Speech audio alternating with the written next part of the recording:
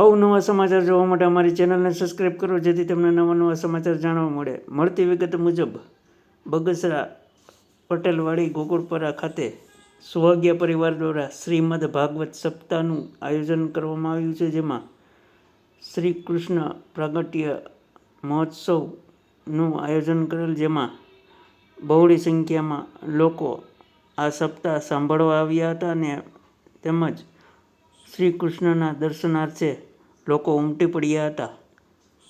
તેમજ બહોળી સંખ્યામાં આ શ્રી કૃષ્ણના દર્શન માટે આસપાસના લોકો, વધુ મહિલાઓ અને પુરુષો જોડાયા હતા. રિપોર્ટર સમીર વિરાણી, બગસરા.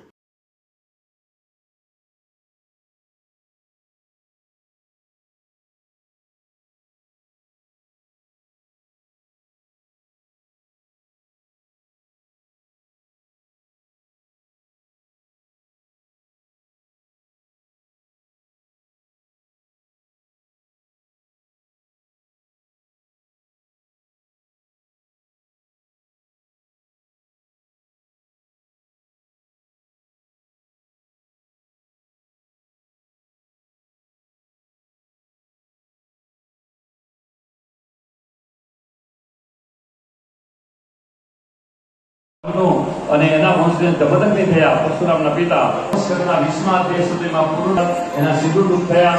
એના સહયામી અને એના આયાતી એમાં યદુવંશ, જો અત્યારે આપણે સૂર્યવંશમાં હતા, હવે એકદમ શોર્ટ ટાઈમ એકદમ આપણે યદુવંશમાં આવી ગયા. અને યદુવંશમાં ભગવાન કૃષ્ણ પૂર્ણ પુરુષોત્તમનું પ્રાગટ્ય થાય, આપણો બધાનો જન્મ થાય. પ્રાણમય કોષ, અન્નમય કોષ, મનોમય કોષ, એમ આનંદમય કોષ છે આપણામાં. અને આનંદ વિનાનું બધું નકામું પ્રગટ થયા અને એના વંશને સુરપુત્ર થયા. એની મારીસા દેવપાલ, દેવસ્ત્રવાલ, આનક, સુજય, શમક, કંક, સમિક, વસક અને વૃક આવા દીકરાઓ થયા. ભગવાનની વાત પૂરતા માટે પૂરતા આપણે બોલીએ છીએ. તો આવા અદભુત એવા ભગવાન જ્યાં સ્વયં પ્રગટ થયા હતા, એવા સુખ અને મારીસાને ત્યાં પ્રગટ થયા હતા ભગવાન. અને એવા વંશની અંદર જતા ભગવાન કે છે ભગવાનની માતા અને દેવકી એ કઈ રીતે પ્રગટ થયા? બૌદ્ધ વંશમાં કથા કે છે કે આહુત નામના રાજા છે, એના ભજમાન છે, એના કુકર, એના કલમ, એના હર્ષ, એના પુત્ર આહુત રાજા થયા. આહુકી નામની કન્યા થઈ. આહુત નામના રાજાને બે દીકરા થયા, દેવક અને ઉગ્રસેન. સાંભળજો, એક તબક્કા છે પહોંચી ગયા. દેવક રાજાની દીકરી નામ દેવકી અને ઉગ્રસેનના દીકરા નામ કૌશ. કદાચ તમે અત્યારે મગજમાં સાંભળ્યું હોય કે કૌશ અને દેવીની સગા ભાઈ બહેન નથી. થોડીક આપણે નિરાતે વાત કરું.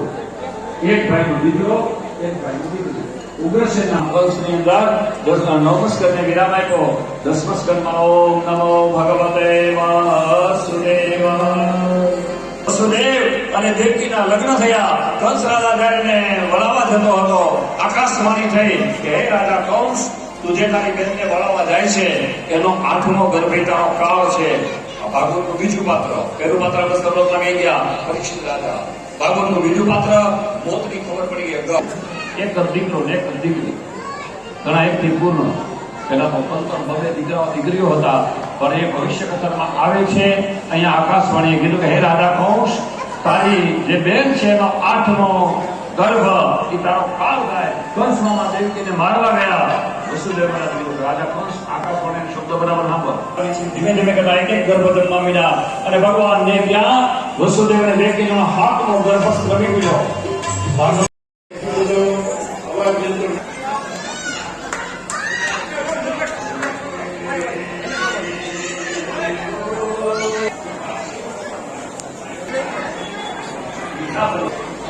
वाला है क्या भाई?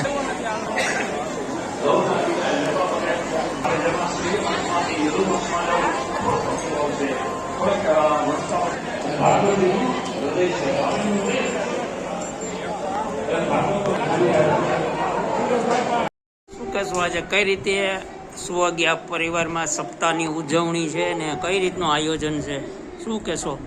આજ રોજ લેવા પટેલ સમાજની અંદર રમેશભાઈ સુહાગિયા પરિવાર આયોજિત ભાગવત સપ્તાહના ચોથા દિવસે આજે કૃષ્ણ જન્મોત્સવ ઉજવાઈ રહ્યો છે. એની અંદર મથુરાની જેલમાં કૃષ્ણ ભગવાન જન્મ્યા હતા.